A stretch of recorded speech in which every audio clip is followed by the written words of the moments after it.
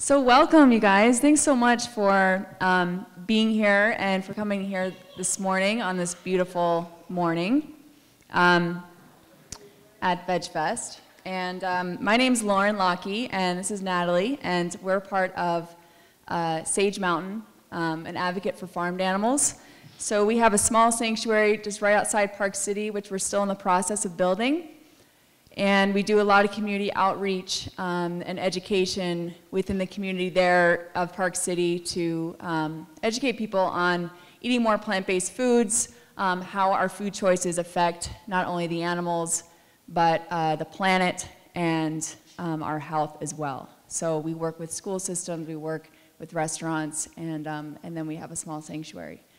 So again, I'm Lauren, I'm the co-founder of the organization, and I teach yoga, and I'm a personal trainer there in Park City, so that's my work that I do, besides Sage Mountain, which is a passion of mine.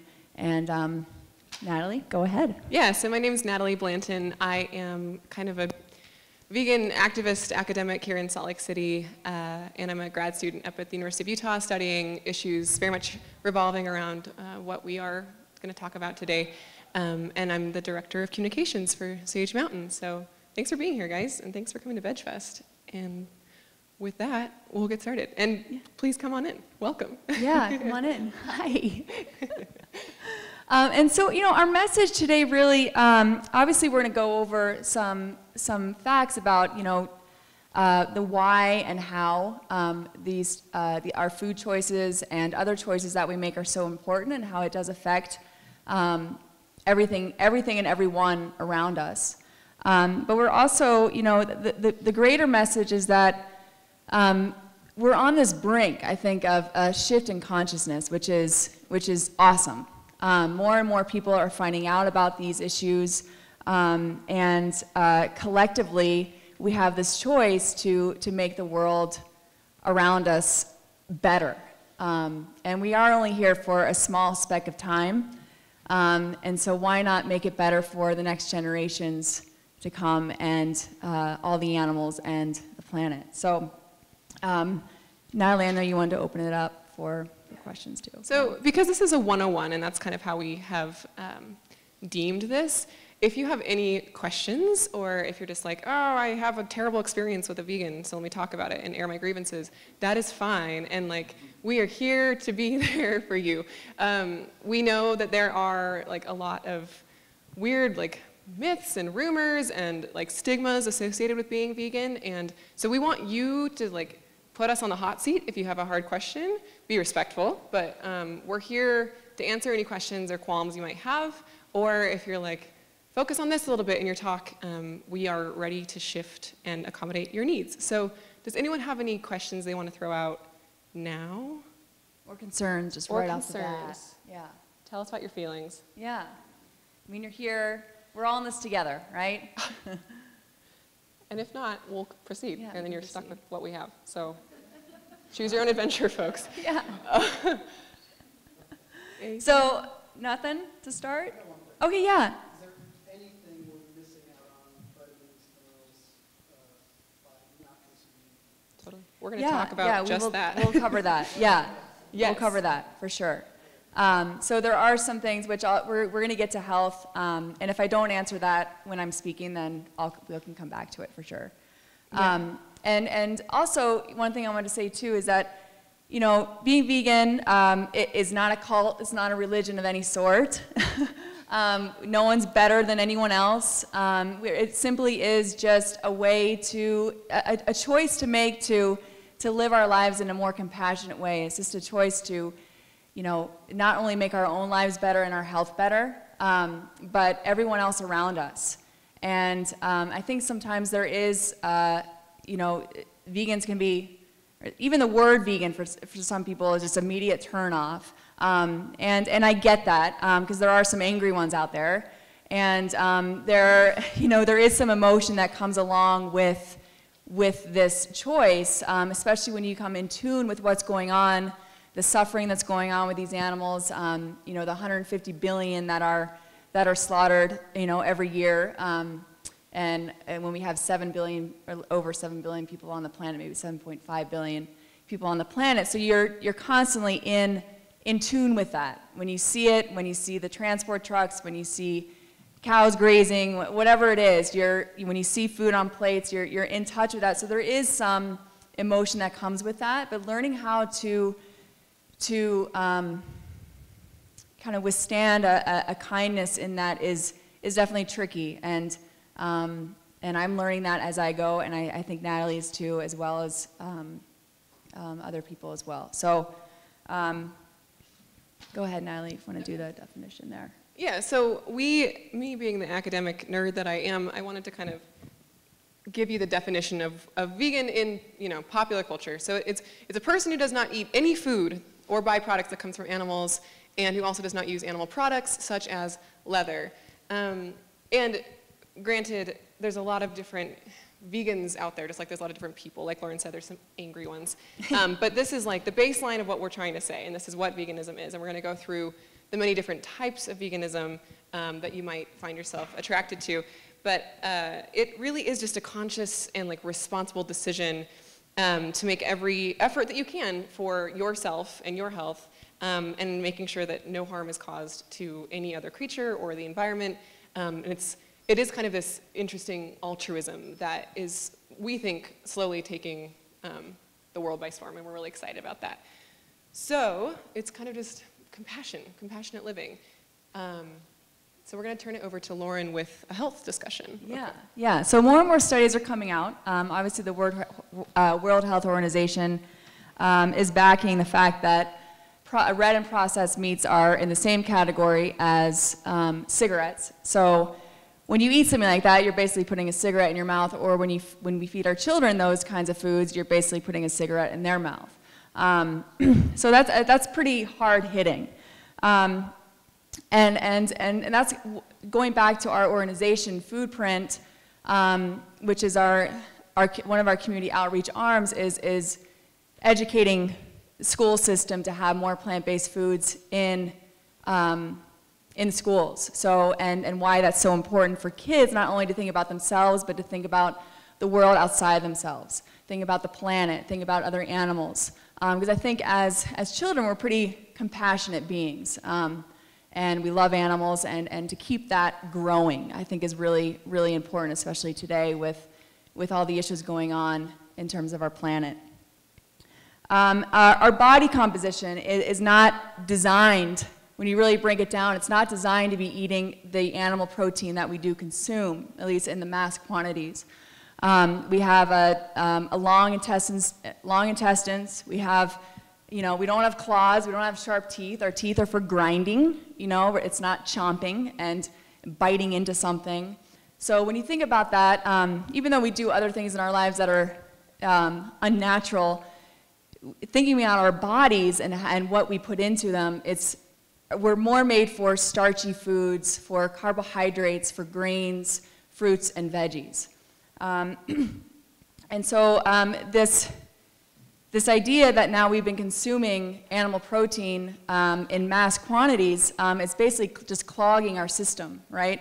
So we're bringing in cancer, heart disease, diabetes, and more studies, obviously more science, are backing that those foods do cause disease.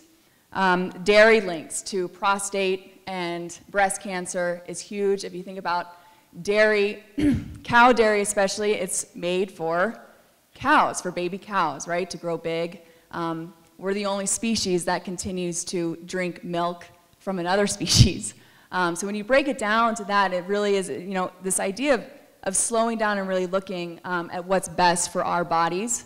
And animal protein, animal products definitely are not the best for our bodies.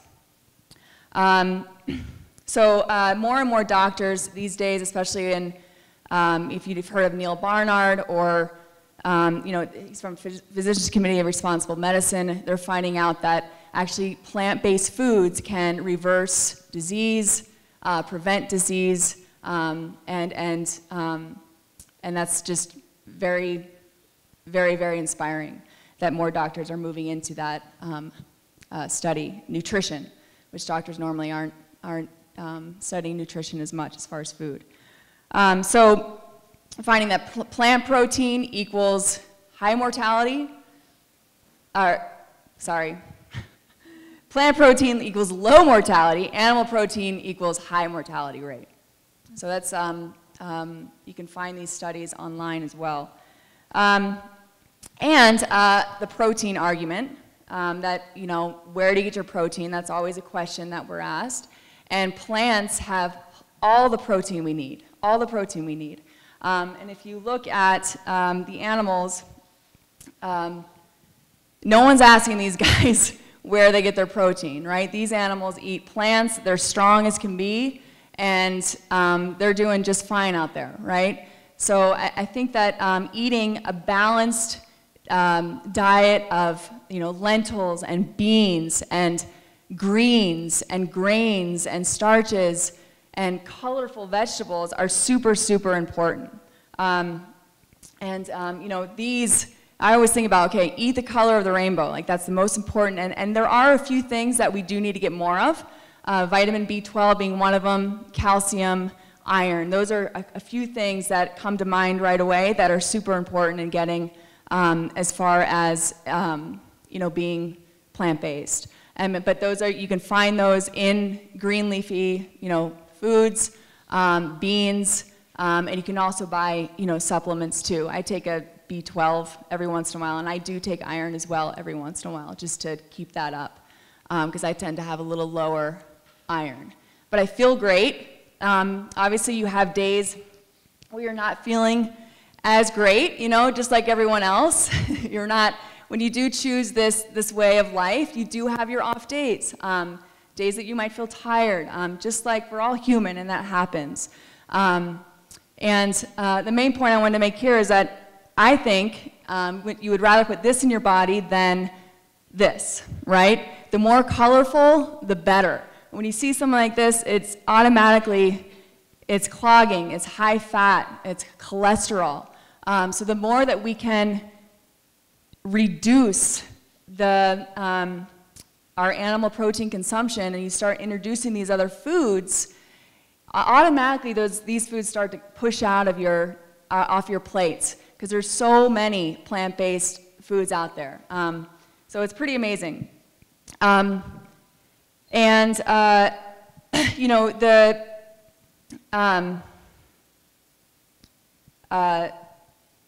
food pyramid, yeah, that's right. So food pyramid, here's just a basic, this is the vegan food pyramid, but it's pretty close to the one that we all follow, now that they're starting to study more and more about animal protein and how it affects our health. This is something that kind of gives you a good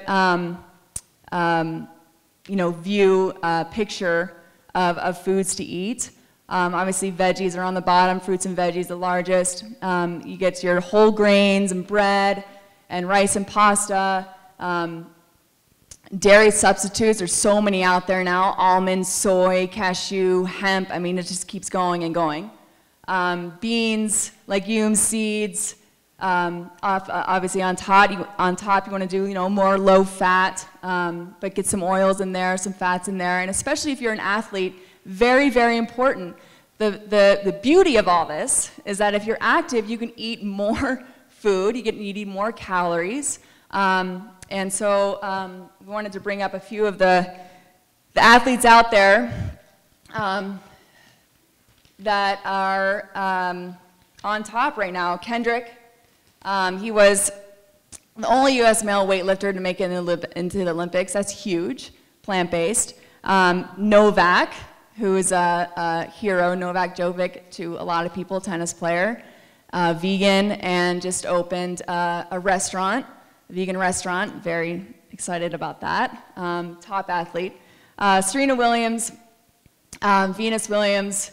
I don't know if they still are totally vegan, but I know that they're almost. And Venus made that choice because of a sickness that she had, and then Serena kind of followed her footsteps and said that she feels great. So, and we have a few here today as well. Craig Gordon, which is he in here? Craig, you here? No.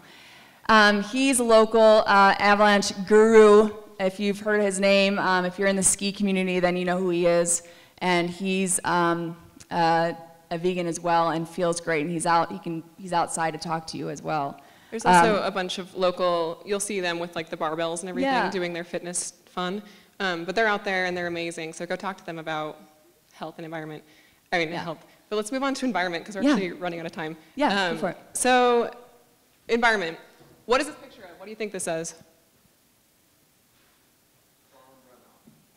Good, yeah. These tiny little dots that look like ants, those are cows. This is a feedlot in Texas.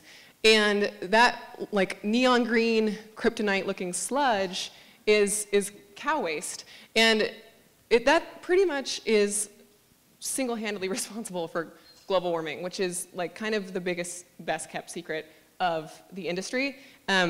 So if you think about methane emissions, which is cow gas, 13% of all methane from all the transportation sectors combined, that's 13% of their methane emissions. Cattle alone is 18%. And so like planes, trains, and automobiles only makes up 13%. Cattle industry makes up 18% of this really noxious, terrible gas releasing into our atmosphere. And so this is kind of what is most startling to me. This is what I study. This is what I care about, getting people to realize that this is happening and it's not okay.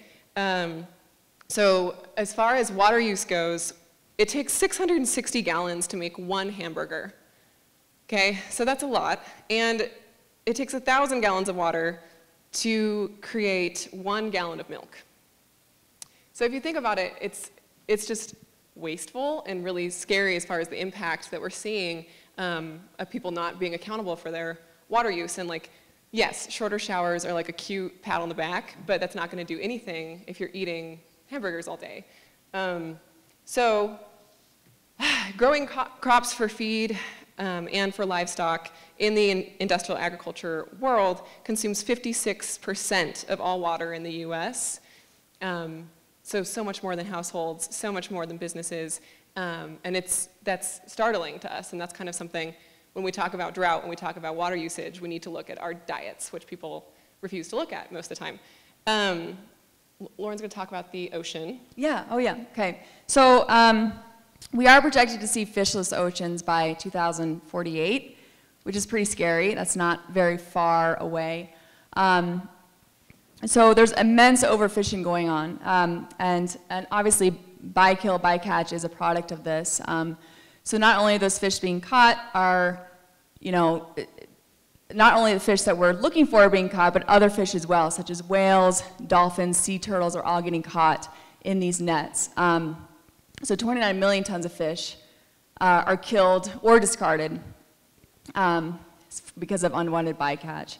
Another thing too is because of the overfishing, I had to see firsthand in San Juan Islands, the orcas are running out of fish. So this was really kind of eye-opening for me as well, as seeing that orcas don't have fish. They're coming into these areas, and because of the massive overfishing, they don't have food. And so we are the lucky ones that get to go to the store, right, and purchase food, purchase other foods, whereas the orcas, that's all they eat, as well as other, sea life. That's all they have. So we've become competition, in a sense, for these animals that need it to survive, which is very, very important to think about and to realize.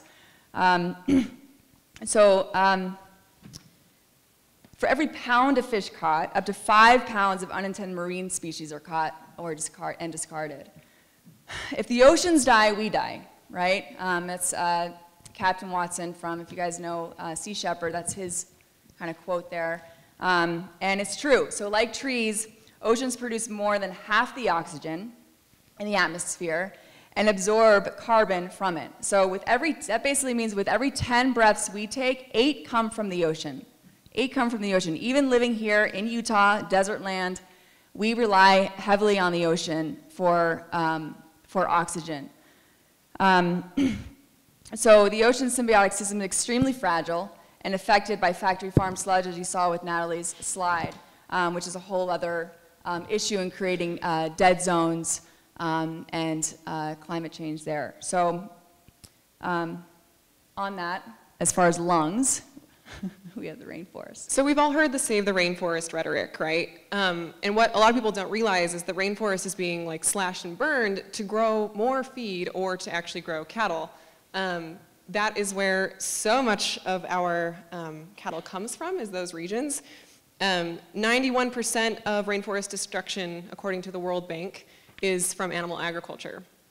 And that breaks down to about 2 acres of rainforest cleared every second, which I think is devastating. We're starting to see this instead of rainforests and those like amazing lungs for our planet that are just being slashed and burned. And it's like at no fault to the cows. Love cows, obviously, but it's just really scary to think about that they are kind of the invasive species now because of humans needing more cattle all the time. And it doesn't ever stop. But as far as a local, oh, here's another photo of the rainforest right now. So it's just, it's all very connected, right? And we have to just think about it in kind of a macro scale.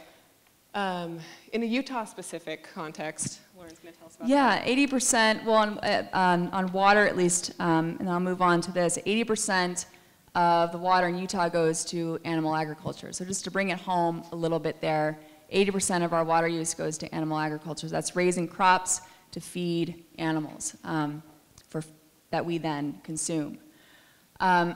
So again, taking shorter showers, having to order water at the restaurants, yeah, that's good to be aware of that, but it's a drop in the bucket compared to what we're eating. We're actually eating our water. So again, to bring this a little more home, you know, another thing that happens is wild horses are rounded up to then graze cattle. They say that wild horses are ruining the land when it actually is cattle grazing that's ruining the land. These horses are rounded up, which is very sad, sometimes headed off to slaughter, as well as coyotes are killed because coyotes are interfering with ranchers. Coyotes are seen as basically varmints or rats, when they actually are extremely intelligent animals as well. We hear about stories in Washington of wolves. A 12 wolf pack are getting killed because they killed one of the rancher's calves, you know, things like that. That's, again, we go back to these animals, that's all they know. They're living their life, they eat other animals, right? So that's what they do, and we don't need to. So again, it becomes this competition with animals that actually need to consume animals to survive. What time are we done in here? What's that? What time are we done? Oh, it's 11:59, 12:15. Cool. Okay, so we're going to give you a little crash course / honesty hour / break your heart in ethics. So ethics is a big reason that people are drawn to veganism. Like, if you don't care about your health, fine. If you don't really care about animals, fine. But if you like are kind of irked by some of these images and that doesn't sit well with you, that's what I ask people to kind of re-examine and think about. And like, ethically, are you just like, I don't love that, and that's where my food's coming from, and I don't want to participate in that. So really, like, 90% of all the animals in our consumption cycle are raised in conditions like these that you're going to be seeing. We're not going to show you any slaughterhouse footage per se, so calm down, it's fine. But the lifespan and the lives endured of these animals are significantly shortened, and they're full of just horrific happenings from day one. And the transport of these animals from these spaces to slaughter, to our grocery stores, is just as horrific. If you see these trucks on the freeway and it's just kind of this big silver box with like maybe a snout poking out, that's really, really disheartening to see. And like, the more you know about it, the more you're going to be like, oh my gosh, that is a death march, because these animals are put on transport trucks for hours with no food and no water, and they're put in this like rattly cage, and it's supposed to be that way. It's supposed to be horrifying and beat them down so much so that they don't fight once they get to the slaughterhouse.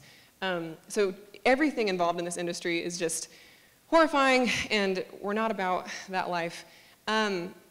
So drugs and antibiotics, you've heard like antibiotic-free chicken and awesome, whatever, but that doesn't really make a dent, because 80% of all antibiotics used and sold in the US go into farmed animals to keep them alive in these terrible conditions.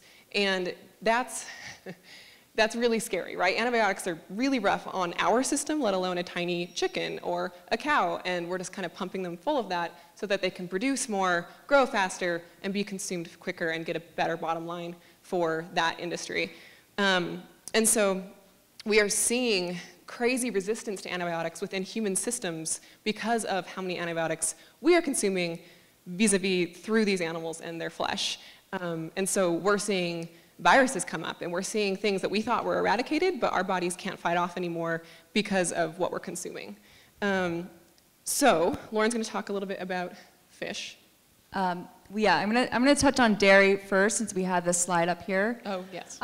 So one thing that was I became vegetarian when I was 11 years old, but continued consuming dairy products for a while after that until 7 years ago, decided to be rid of dairy products as well. And because I just didn't know. I didn't know about dairy. I thought like cows just produce it, and someone goes out and they milk the cow and they come back in and everyone's happy and it's okay, and that's just the way it worked. And until I learned the truth of what goes on in the industry. Again, it's a fast industry. The more you can produce, the better, right? And so these cows are literally machines. Cows are impregnated. Actually, it's called the rape rack in the industry. Cows are artificially impregnated once they have their baby.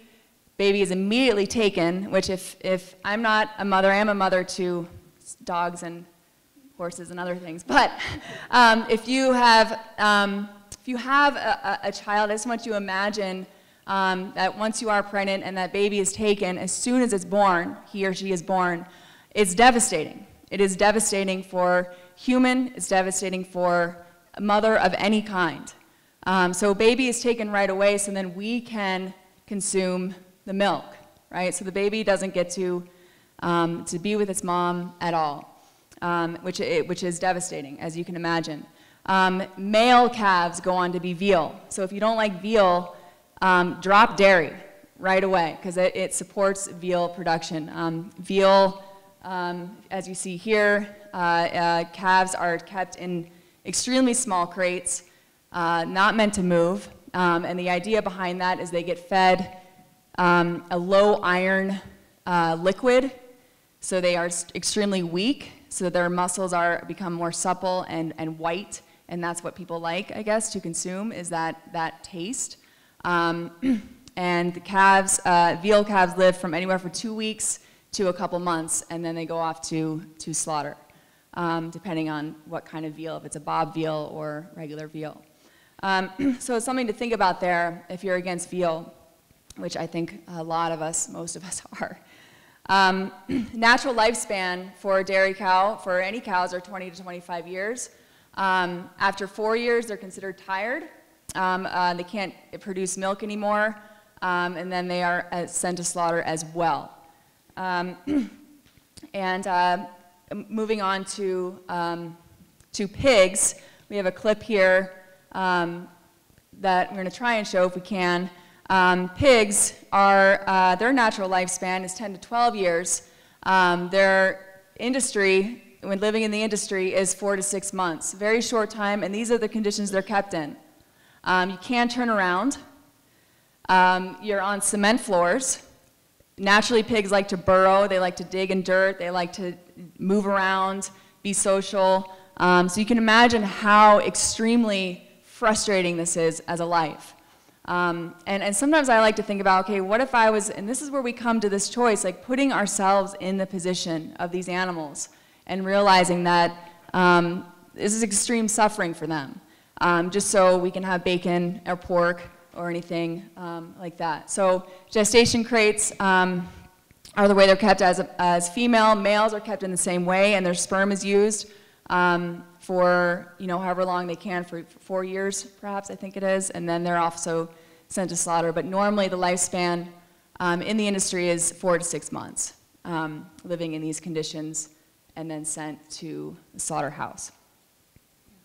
And, oh, one last thing.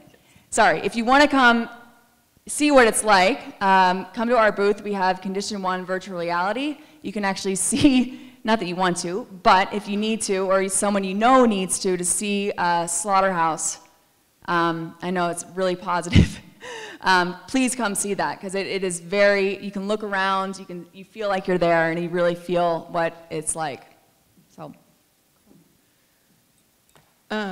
So Lauren talked about dairy cows. I'm going to quickly talk about beef cows, because that's so much of what we think about with animals. So there are 90 billion individual cows being raised in the US in the animal agriculture system right now. The natural lifespan, as Lauren mentioned, is in the mid-20s, but cows are sent to slaughter within just a couple of years of their short life. The whole free-range, humane meat is a lie, because environmentally it's just not sound, right? Like every cow, if it had full grazing, would need about 5 acres, and so this is mostly what we're seeing, because it's just easier to put them in these weird holding facilities, which is just, they're called CAFOs, confined animal feeding operations. And it's just, putting them on a line of production, making it easier to manage these big bodies. And the grass-fed movement is such a small section of dairy, or of cattle and beef. And, at the end they're still slaughtered, so I don't know why people still think that's a great idea. But, so cows are branded, and their horns are ground down, and they're aggressive mostly because they are stuck in these tiny facilities with so many other cows. And castration happens without anesthetic, and bits and pieces of them are just cut off to make them easier to work with by human standards. They're fed mostly grains, which is not what they're used to being fed. They're ruminant herbivores. They love to just graze and eat grass all day, but most of the time they don't get to do that.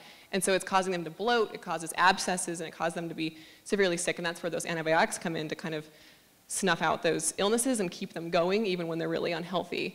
And so that's really crazy, and they're just kept alive functioning kind of as these machines. So that's cows for you. We'll move on to chickens.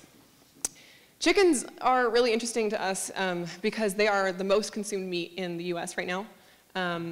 And people kind of think of them as small raptors with not a lot of feelings, but they're actually very complex creatures, and if you've ever spent some time around a chicken, you know that they are just like puppies, but a little scarier with beaks. But they are, they're so amazing. They really are. But a vast majority of their chickens spend their lives in these. These are battery cages, is what they're called. So these are battery hens. And as you can see, their eggs are just kind of dropping down, and they're stuck in these little shoebox-size spaces, and they can't move. And they're just being grown as fast as possible if they are in either industry. So these are battery hens, and then there's broiler chickens, and those are kind of the fatter, plumper ones that they try to fatten up as quick as possible to, again, send to slaughter and get the most kind of product from them, right? So hens are sent, or broiler chickens are sent to processing after only 7 weeks, when it used to take chickens years to get full grown. And that's what we're seeing with these kind of bioengineered animal bodies, and seeing them speed up and just grow to capacity and beyond capacity very quickly. And it's kind of like Frankenstein chickens. I'm really scary to think that that's what we're consuming anyway, let alone the conditions that they live in. So chickens are often debeaked, meaning the top of their beak is cut off so that they can't fight or peck at each other. Like Lauren was saying, with living in a crate like this your whole life, you're going to be frustrated. No one likes that. It's like sitting in an airplane seat your whole life. We hate those, right? So yeah, I'd peck someone's eyes out if I could, but that's why they take them off.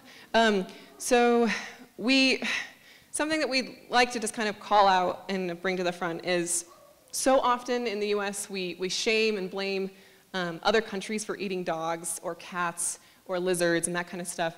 But we we are right there. Like, these animals are no different, and they might not look like your dogs and cats at home, but a dog equals a cat equals a horse equals a chicken equals a human to us. And if you kind of think of it and not putting us at the top of the food chain as much, we would see some drastic shifts and changes. So we kind of gave you the health, the environment, and the ethics component. And those are kind of the 3 prongs to most vegan arguments. Or someone will say, I'm an ethical vegan, or I'm vegan for health.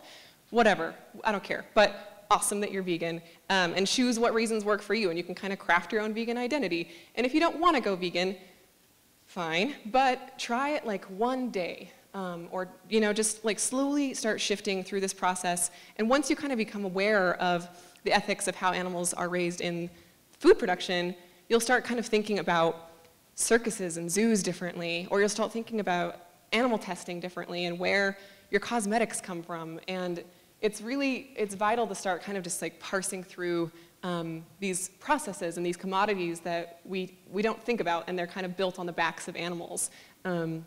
It's pretty wild. So kind of the why, like what kind of vegans we are.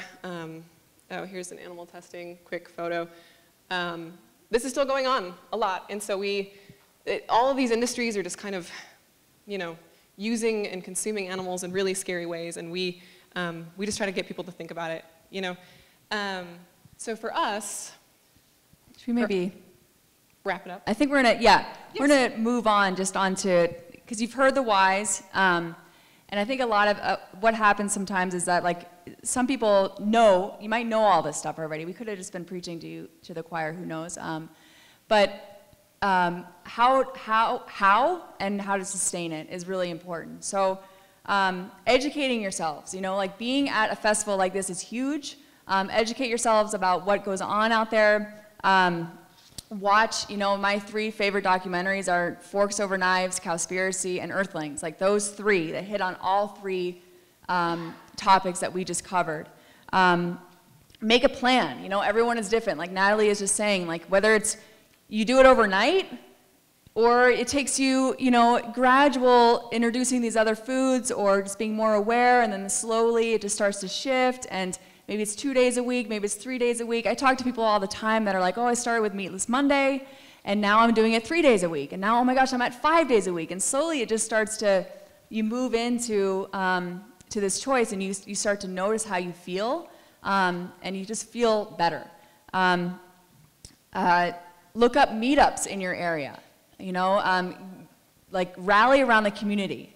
That's huge, that is huge. Up in Park City, we have potlucks, monthly potlucks. Like do something like that in your community, like just to experience new foods, new recipes, share recipes. And I think it is, what, 40 days to create a new habit? So if you can make it beyond that point, then you're in, you're golden, right? Write letters, just, you know, something, because I think that everything that we do really matters. These choices matters. It matters so much to not only ourselves, but to those around us. Be an example. You know, I think one thing that happens too is that once you make this shift, others around you may alienate, or you may alienate, and I think it's really important to be around your friends and family that maybe are still consuming animals. Don't push them away, because that can be devastating not only to yourself, but to your family, and just to offer to cook for them, offer to, you know, take them out to a nice vegan dinner, or whatever it is, because everyone it does become personal for some people. And I think another thing too is, you know, when you go to restaurants, it's okay to say, hey, you know, I'm vegan, can you put something together back there? If the restaurant, say, doesn't have any plant-based options, then every restaurant is willing to accommodate, I guarantee it. And if they're not, then I don't know what to say. But most places I've been are pretty willing to accommodate that. And please come ask questions to Natalie or I, to our booth out there. And you know, we're seeing like more and more technology moving in this direction. And once the technology is there, then there's no choice but to take it. With these, you know, impossible foods, they use stem cell. They're actually taking stem cell from one cow that does not get hurt in any way, and they're growing meat in a lab. Like these are huge, huge there's huge backing going on to these companies. Beyond Meat, Impossible Foods, Good Food Institute are all examples. And then you have, you know, foods at the store like Tofurkey and Beyond Meat and all these different plant-based meats and cheeses now. But the cheeses are getting better, I promise. They are. They're getting better. We're not just diet anymore. There's others coming out. And yeah, so I think it's important just to remember that it's just this choice. It's really a simple choice. You don't have to change your lifestyle in any way. You're just changing the contents of your food. You still get to eat at the same time. You don't have to go buy a new car. If you want to go buy an electric car, obviously that's great, but you can do that. But these things are really simple and really basic, and it really does put you in touch with other things, with life, with just this idea of living on this earth with a compassion. And it's not radical. What's radical is 150 billion animals being killed every year. That's radical, right? But making the choice to opt in the other direction is pretty inspiring. So. Yeah. So just because we've given you kind of doom and gloom, we just want you to take this away. So each day that you choose not to participate in these industries and not give your dollar to these industries, a person who eats a vegan diet or lives this lifestyle will save 1,100 gallons of water, 45 pounds of grains, 30 square feet of forested land, 20 pounds of CO2, and one animal's life every single day. So Meatless Mondays matter, and what you're doing matters, like the little steps, and we want to support you all the way. So we're always here for questions. Come talk to us. We just want to leave you with kind of like a man who's definitely left a legacy, who's a noted vegetarian, and just kind of think about the legacy that you want to have. And you're here at VegFest, take these steps, you know, reduce, just talk about it with your friends. This matters for all of us, and not, you're sacrificing maybe taste, but really when you look at the grand scheme of things, that's minuscule. So. Do you guys have any comments, questions? And you can come talk to us afterwards. Yeah.